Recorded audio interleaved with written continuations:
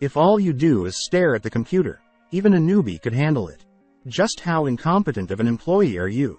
That's it, I'll suggest your dismissal. Huh? Dismissal even though I handle the entire company's system single-handedly? Oh, absolutely.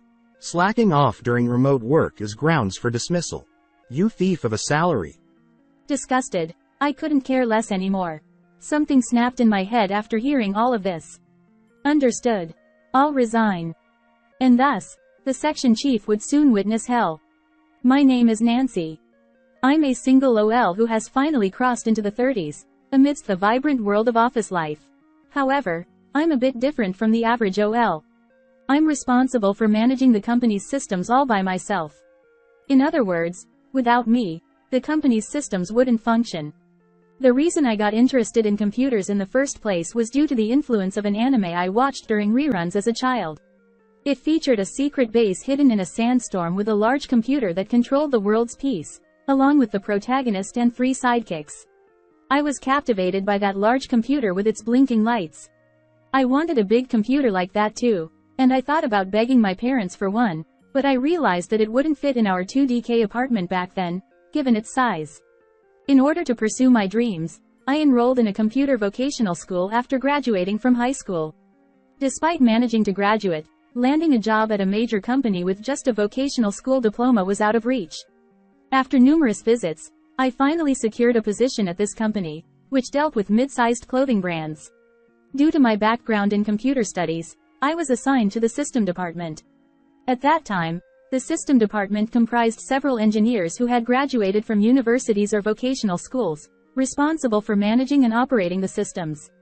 However, as times changed and computers underwent dramatic evolution, the need for as many personnel diminished. Consequently, the company underwent restructuring in the system department, and eventually, I was the only one left.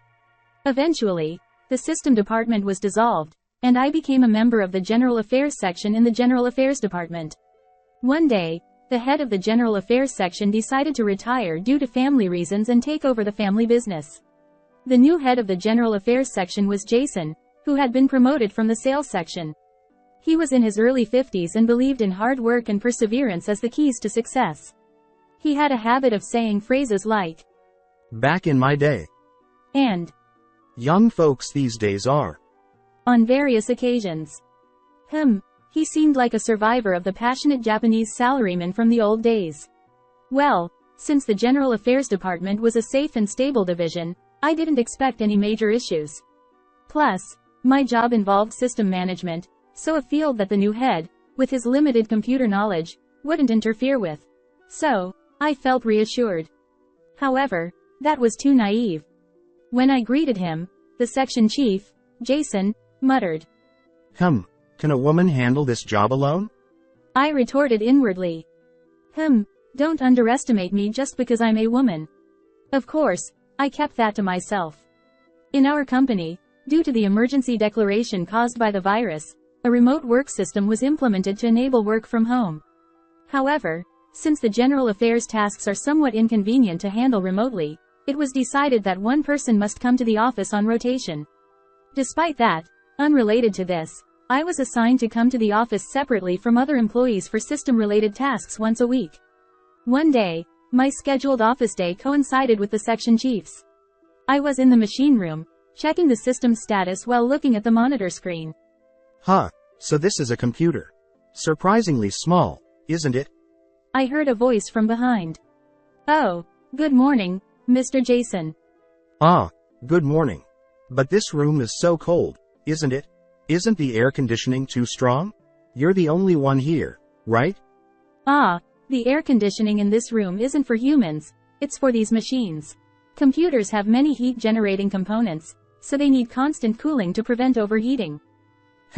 But if you stop the machines, you won't need the air conditioning, right?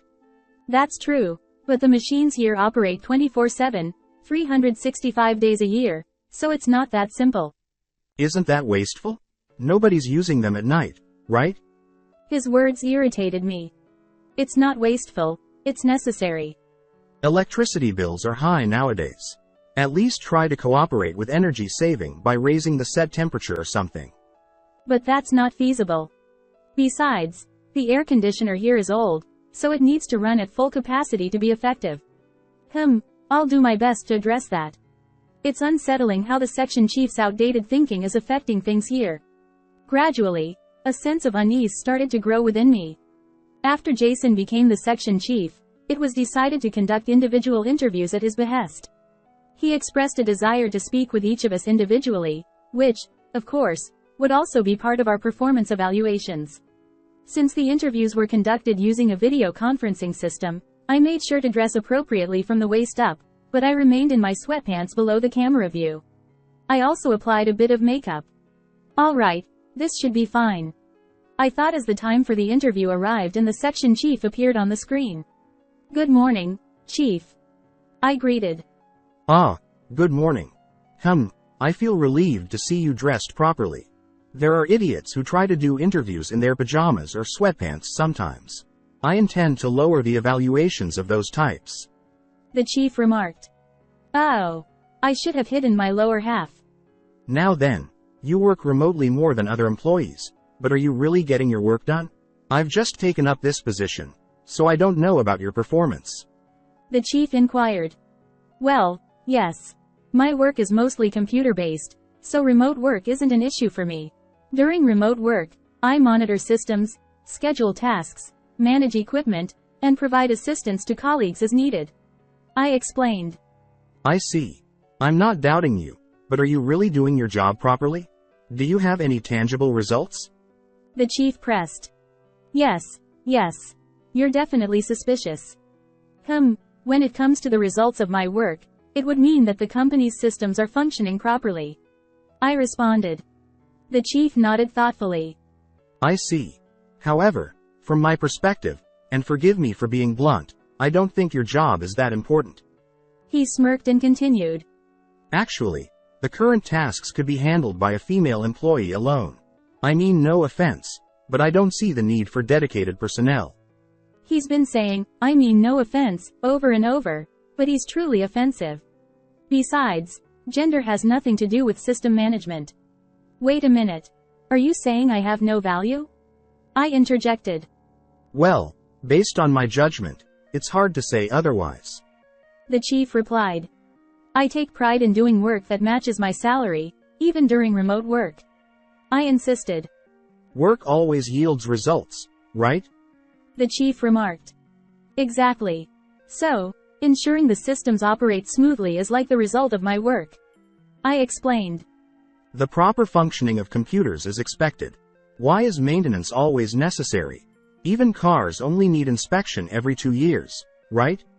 The chief countered. Cars and systems are completely different.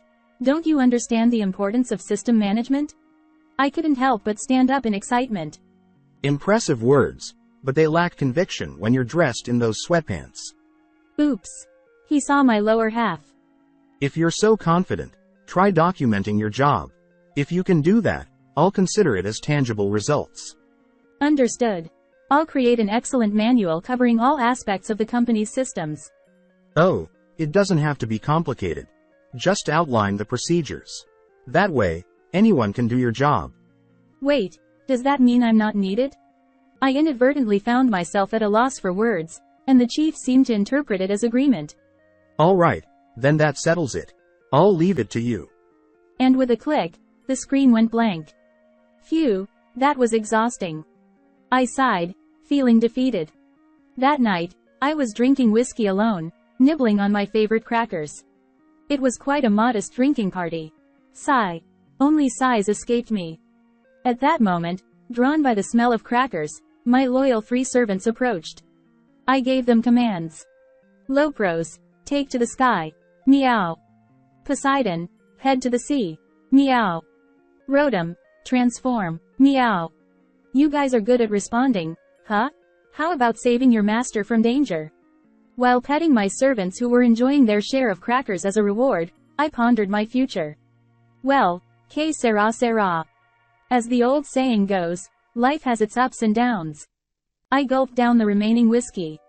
I was tasked with selecting the model of tablet to be used for sales purposes at the company. While it was for sales, I believed it needed to have enough performance to connect to the internal system for tasks like attendance management and expense reporting. However, when I proposed this to my section chief, he rebuked. Not necessary. Not necessary. It seems like you're choosing based on your preferences. Don't you think about cutting expenses if you're considering the company? It seemed for him, cutting expenses mattered more than efficiency. Understood. I will reconsider. I replied. Of course. He said. If we can reduce expenses here, it will improve my evaluation. Absolutely follow my instructions. Prioritizing one's own evaluation over streamlining company operations. Oh well, it can't be helped. I headed into town on a Saturday off, aiming to find a cheap tablet and try it out in person. Not bad at all. But the price is quite something. I thought. Good things come at a high price. The attractive ones always seem to correlate with the performance and the price tag. The section chief always demands the impossible. I guess I'll have to compromise and just consider the price. I concluded. Eventually, that was the verdict, and I started heading back towards the station. On the way, I passed by a flashy sign for Hooters. It seemed like this city had quite a few of these establishments now. As I watched, the door opened, and a couple came out, a provocatively dressed lady and a man. The lady in the daring attire said, "Well then, darling, see you soon. Come back real soon, okay?" With a wave, she bid farewell, and the man replied, Yeah, I'll definitely come back. Can't have you forgetting about me. The customer also said goodbye before they parted ways. Oh wow. Darling? What's that all about? Are they playing couple or something? But wait, that customer's voice sounds familiar. And when I looked at their face, it hit me. Hey, was it Jason, the section chief? I stood there in shock, and then he called out. Oops. He's coming here. Without thinking, I turned away from the section chief and headed towards a nearby stall, placing a random order and ending up with a piping hot gratin. Somehow, I managed to avoid the section chief. I hurriedly took refuge on a bench in the park and started eating the gratin. This gratin is delicious. I mused as I savored my favorite dish, recalling the scene I had just witnessed. So, the section chief. He's into Hooters, huh? And being called, darling, made him look completely flustered. Well, I guess everyone has their own preferences, no point in judging. With that, I took another bite of the remaining cheese and got up from my seat. I was worried that I might burst into laughter if I saw Jason's face and didn't know what to do, but fortunately, we didn't have any chance encounters, so I just went about my work as usual. However, one day while working remotely, I noticed a discrepancy in the inventory management of the computers slated for disposal. The number of laptops didn't match between the end of last month inventory and the end of this month inventory. Well, they were quite old models and slated for disposal, so it wasn't something to worry about too much. But since there were disposal costs associated with these computers, I had to claim expenses for the quantity, and the amount didn't match the actual disposal fees. More than anything, the mismatch in the number of disposed computers bothered me. Then, one day, I was browsing through an online auction. As I lazily scrolled through the listings of computers, one caught my eye. Oh, this is the same as the one we used at the company before, I thought. The description read. Description: it's an old model but has been tested and works fine. It's ready to use right away. I see, despite some signs of use, it's quite a bargain. The seller's name was Jay. A name like a movie protagonist. Jay? I was a bit curious, so I checked out this person's listings. They had listed several used computers, all of the same model. Something seems fishy, I thought. Feeling intrigued, I bookmarked the listing for further investigation. The relationship between my section chief and me remained as contentious as ever, and his attitude towards me became increasingly strict. He pressed me to explain in detail the work I was doing while telecommuting. What's this work report? You're just browsing the net and watching videos most of the time during telecommuting, aren't you? Internet searches are part of my job for research purposes, and videos serve as reference materials. You can verify which sites I visited through the browsing history. Work is about delivering results.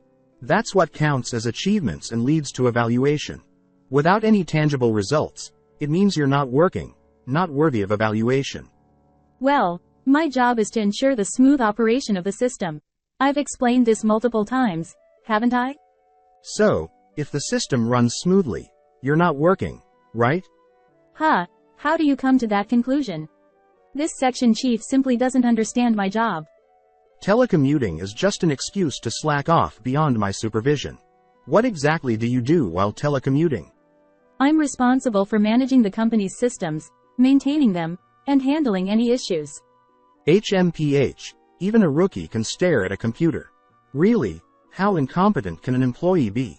Anyway, I've had enough. I'll suggest your dismissal. Huh? Dismissal even though I handle all the company's systems single-handedly? Of course. Slacking off during telecommuting equals getting fired. You're just stealing a salary. I'm exasperated. I don't care anymore. Something snapped in my head after being pushed this far. Fine. I can't work with you anymore. I'll resign as you wish. Don't come crying back to me later. Even though the 21st century is nearing its 4th decade, there are still primitive-minded people like him surviving. Finally made up your mind, huh? Do as you please. I feel relieved now. With that, the screen went blank.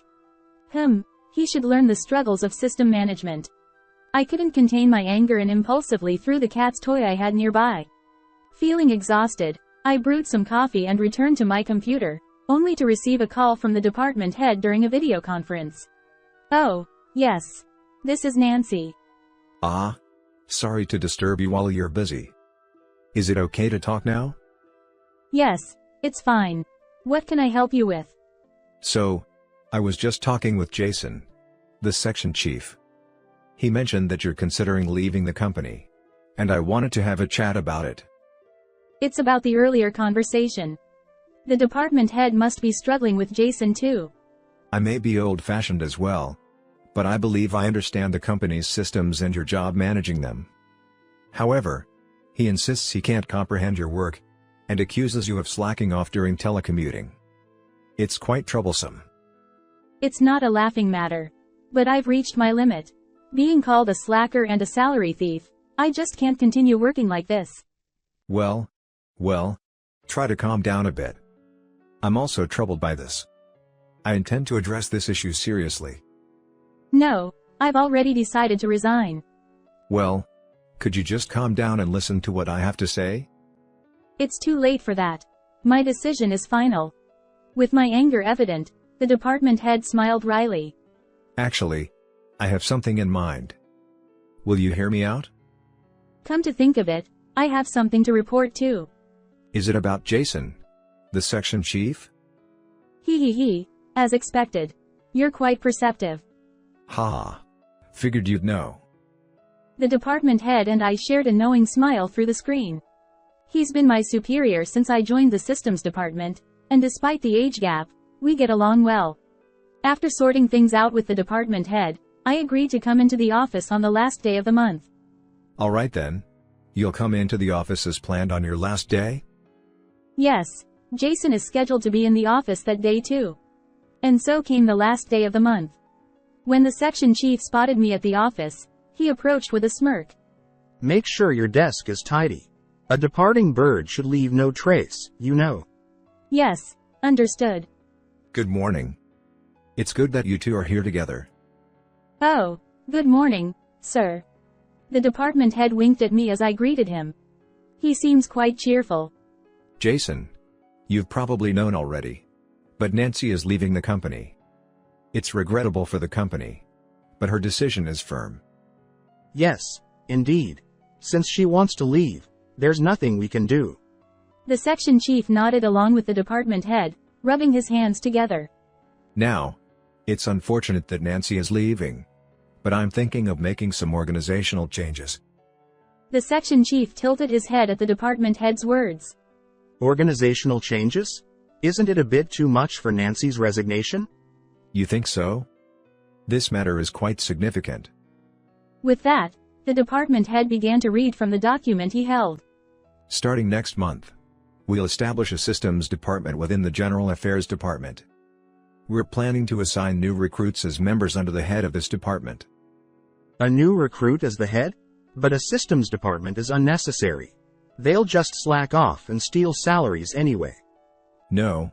If anyone's a thief, wouldn't it be you? Huh? I don't understand what you're implying. The section chief was clearly unsettled. Ignoring the section chief, the department head gave me the go-ahead. Nancy, go ahead.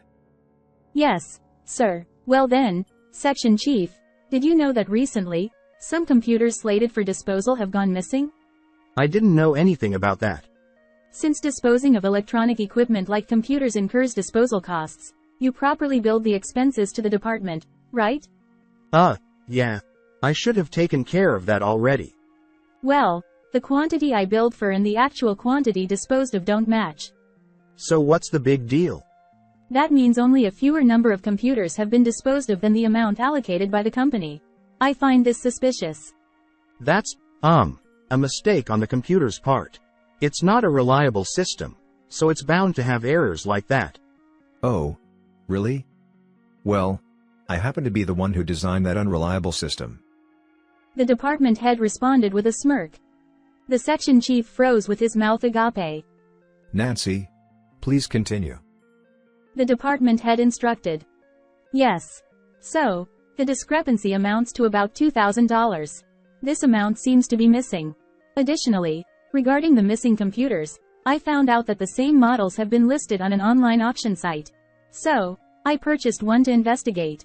Upon inspection, the license number matched our company's records, confirming that these were indeed the company's discarded computers. Interestingly, the seller goes by the name J. Jay? What in the world? The department head burst into laughter. Wait, it wasn't me. Indeed, the shipping address wasn't the section chief's. It belonged to someone else. And who might that be? The department head inquired, already knowing the outcome and grinning. That person turned out to be a college student working part-time at Hooters. Apparently, she was entrusted with computers by regular customers and instructed to ship them to designated recipients. I see. And what was the name of this customer? She received a business card, and the name on it was. There was an audible gulp from the section chief. Jason. At Hooters, he went by the name, Darling. Jason's shoulders slumped in defeat. So, Jason, do you have anything to say? The department head asked. No, Well, technically, this could be considered theft and embezzlement. This is a serious crime. The department head remarked. I apologize. The section chief mumbled. One more thing. What did you do with the money you made? The department head inquired.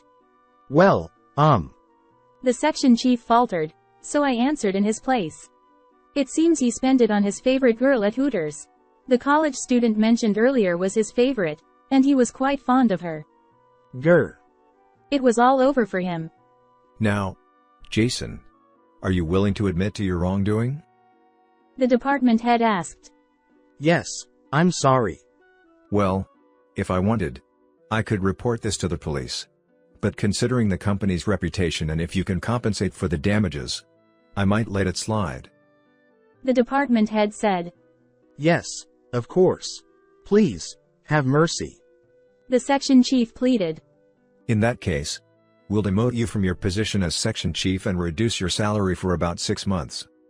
Forget about any bonuses. Is that too lenient?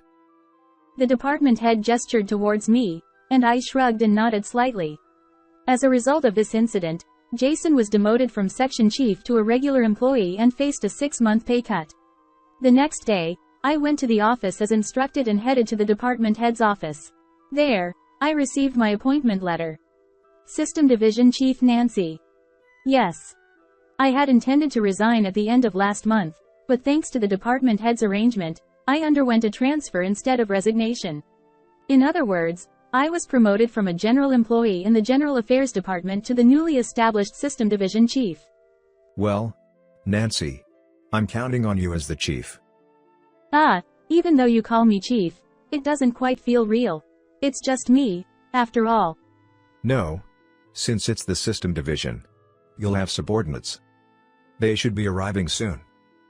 Just then, there was a knock on the door, and someone entered, apologizing.